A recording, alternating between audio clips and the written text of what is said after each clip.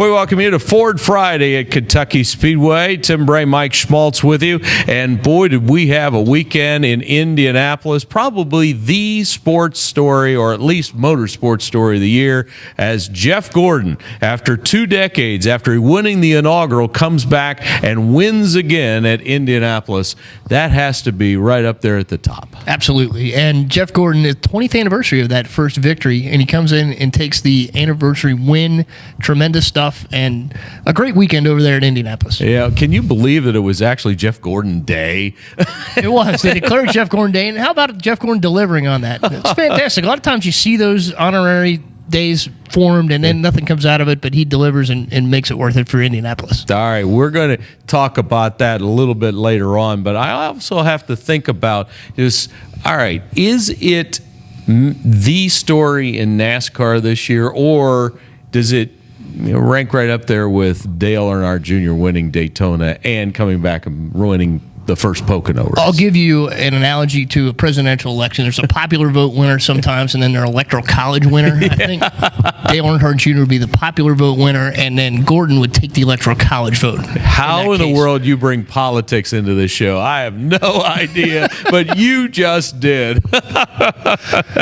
And preceding all the craziness with Jeff Gordon and his win and kissing the bricks was Ty Dillon bringing Grandpa a kiss the bricks moment. Right, big deal for Ty Dillon. And how about taking your first victory at Indianapolis? It's a historic venue, and you get in there and you take a nationwide win. And they've been working on it all season long. I think 13 top 10s now through the season. So he's been pretty successful. They haven't broken through into that top 5, and they finally get the victory in a great place. Yeah, a special day for Ty Dillon and Richard Childress Racing and Richard himself. All right, on the show, we're going to hear from Jeff Gordon after his win at the Brickyard. Ty Dillon bringing one home. And also, how about can Junior sweep Pocono? Remember back Pocono 1? It was the 88 in Victory Lane. All of that coming up next on Ford Friday from Kentucky Speedway. Stay right where you are. All right. All this picture needs is a Baconator. Sold. Wendy's Baconator. Lots of fresh cooked bacon and lots of beef. Or try Son of Baconator. Decide how big you want to go. Now that's better. Back on Ford Friday here at Kentucky Speedway, and there was more news than just Jeff Gordon at Indianapolis last weekend. Jack Roush, prior to the race, set his lineup for 2015, and when you look at that lineup, it doesn't include Carl Edwards, and boy, that was a firestorm he started. A conspicuous absence with the 99 not being in there, and I think everybody knew it was coming. I think there was a news conference here with Matt Kenseth. It was just a Joe Gibbs Racing news conference on the day of our race, and everybody thought it was going to be something a little bit bigger, but signs and insiders think that Carl Edwards is on his way to Joe Gibbs Racing, and a tough day for Carl Edwards because he had a lot to balance there, but I think he was ready for it and had some nice responses. Well, I think he handled it very, very well. So Greg Biffle will lead the charge for Roush Racing, and then they've got Trevor Bayne, and I think Trevor's going to do a good job, and I think Ricky Stenhouse Jr. is finding his way as well. Yeah, I think Jack Roush recognized some depth on the roster, so it's okay if Carl Edwards goes. Maybe not okay, but if you can have to fill in Trevor Bayne, a great driver to have in the system. Yeah, and I think Jack Roush realized long ago that he's not going to keep Carl forever, and I think Carl Edwards is now going to field the questions almost every week. When you going to announce? When you going to announce? And there's lots of rumors out there, but we'll keep you posted on that. Jeff Gordon, though, on a mission. I think he unloaded fast, and they were fast all weekend at Indianapolis, and I think he's on the verge of contending for a championship. And how about his wife and his kids got to kiss the bricks as well? Yeah, Leo needed a little persuading his son, but some great photos came out of that with his amazing. Son and his daughter actually kissing the bricks, and he's watching it all happen and unfold. And it's different this time because his family's there and his kids are old enough to realize what's happening, and what a historic win for him and a special moment, I'm sure. It means a little bit more now that he's getting on in his career. A restart of his life is what he said. Yeah. That is quite impressive, because if there's a weakness in his game, so to speak, it's been restarts. Yes, it has, and he said he made the restart of his life there at Indianapolis, enabled him to take the lead and finish it off there in the Brickyard. You know, one of the things about Jeff is that he likes to spread the kudos around, and one of the things, this is his 90th win of his career, but he talked about he couldn't have done it without the total team effort of the 24. You have to get it done with a great race car. You do it on restarts. You got to have good pit strategy. It's just the total team effort, and at the same time, it's a very historical place. And the significance, of this win at this point in the season, and what it does for you as a team, and confidence, and positioning yourself to try to go win a championship. I don't know how you really rank it, but in my opinion, for me personally, this is it. This is as good as it gets. Jeff Gordon talked about his team effort, and his fuel man fell on the first pit stop. They were able to rebound from that. So it really was a team effort to come back and reorganize, and Alan Gustafson did a great job keeping everybody on point. Boy, and they just came on so strong. I think he won by like 2.2 seconds. It was a coast to the finish line for Jeff Gordon, and that is certainly one of the highlights of the year. And I tell you what, the racing purists might not like it, but he's won 5 times there, and a lot of people believe that's quite a record, and I say it's quite an achievement. Yeah, such a challenging track and such a challenging race with everything that goes into it. It's not just speed, it's fuel mileage, and it's managing everything that goes into that race. There's a lot of elements there. And Denny Hamlin had a little bit of a different pit strategy early, kind of fell out of that, got caught with some fuel issues on pit road as well.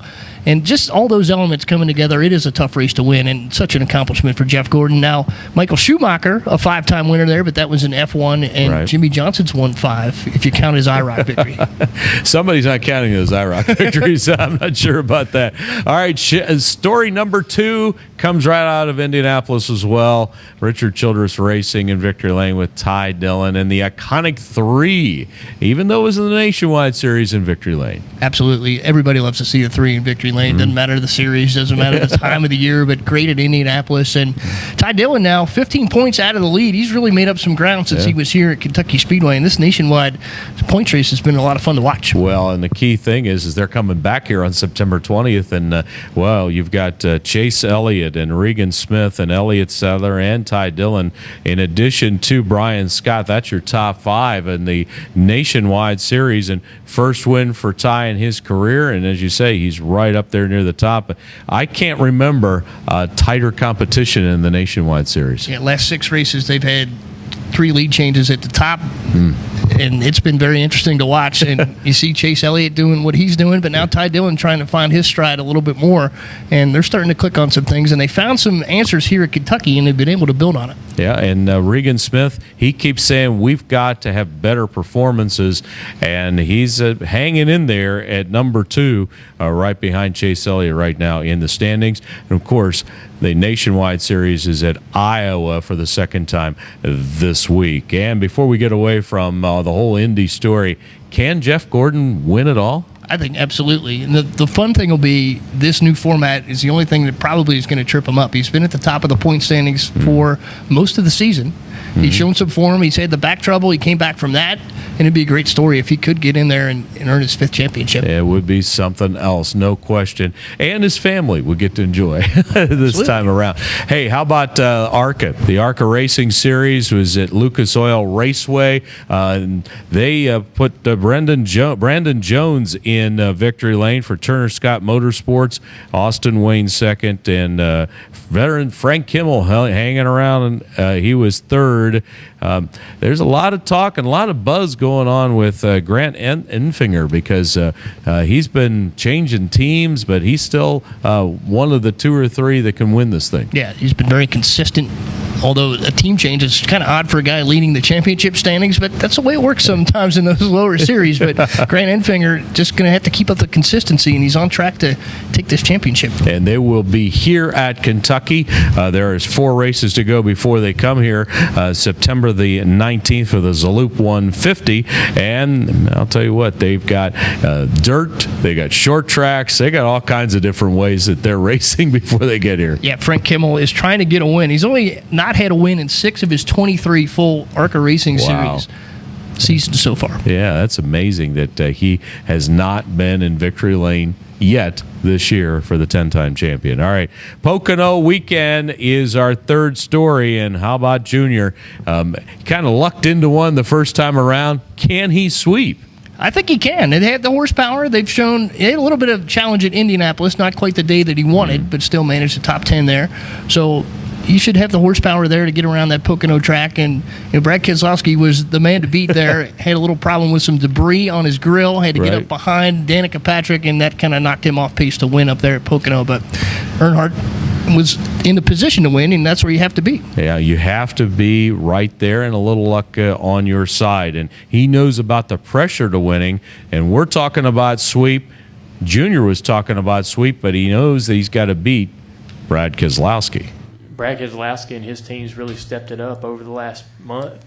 They've become much more competitive over the last 4 to 6 weeks than they were at the start of the year, so I assume he'll be trying to win that race, and he'll be very strong because he was really good there last time. So those are one of the guys we'll keep an eye on, and Logano will be good. All our teammates will be strong. It'll be a very challenging race with a lot of competition, but I hope we can go back there and do well.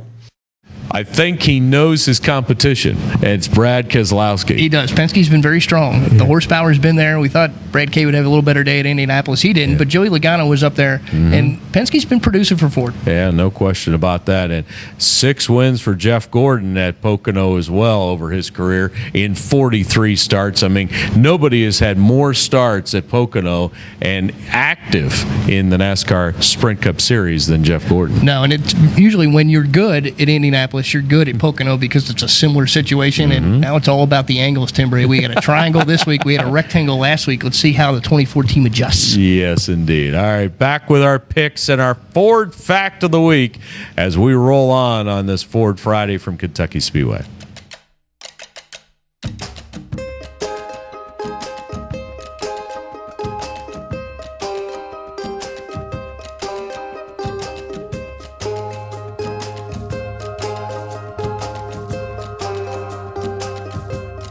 We were curious. Can the things you buy mean even more? With the Fifth Third Bank Stand Up to Cancer MasterCard, every purchase helps fund breakthrough cancer research. Fifth Third Bank, the curious bank. So glad you're with us on Ford Friday here from Kentucky Speedway, and it's time for our Ford Factoid, and we're going to go northeast to Pocono for all of this. Trucks are up there. ARC is there as well, and, of course, the Cup Series. Big weekend, and Ford's done well at Pocono over the years. They have. Roger Penske has 9 victories at Pocono in the Sprint Cup Series. 5 of those have come with Ford. There are 4 different Ford drivers with victories at Pocono. Carl Edwards leads that list. He's the only one with 2. Right, that's true. And a little shout out to the trucks on our Ford theme for Pocono. Ryan Blaney is atop the standings for the first time for Ford since 2008, and that was our man Rick Crawford in the old number 14. Yes, Rick Crawford, who has had good success here at Kentucky Speedway as well. So Ryan Blaney, he won our September race.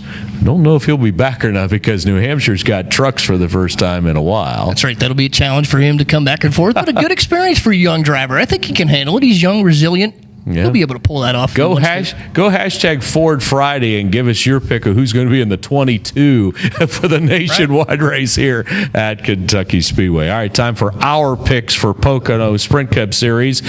I'm going to go for it. I'm going to take the reins here for a minute, and I'm going to say Joey Logano. Ran well. Had a little issue with the car late in the Pocono number 1, but he was right there close to the end. I know Brad battled with Junior right to the end, but I'm going to go with Joey Logano. He's already got a win at Pocono. he's my choice. I'm going to take a guy who's due, and he has a little connection to our Quaker State 400. It was our champion, Matt Kenseth. Oh, yeah. He was good at Indianapolis, got up into the top 5 late. Yes, he did. But he showed some horsepower, and the Toyotas are starting to come on. I know it's Ford Friday, and I hate to say that, but the Toyotas are starting to come on. Gibbs is starting to find some answers. Kyle Busch was strong in that race, too, but I think Kenseth will take one at Pocono. Yeah, and he needs a win. He's done everything else this season but win. So Mike's got Matt Kenseth. I got Joey Logano. We'll see what happens. And that's going to do it for this edition of Ford Friday here from Kentucky Speedway. For Mike, I'm Tim. See you at the racetrack. For tickets, call 859-578-2300 or visit KentuckySpeedway.com.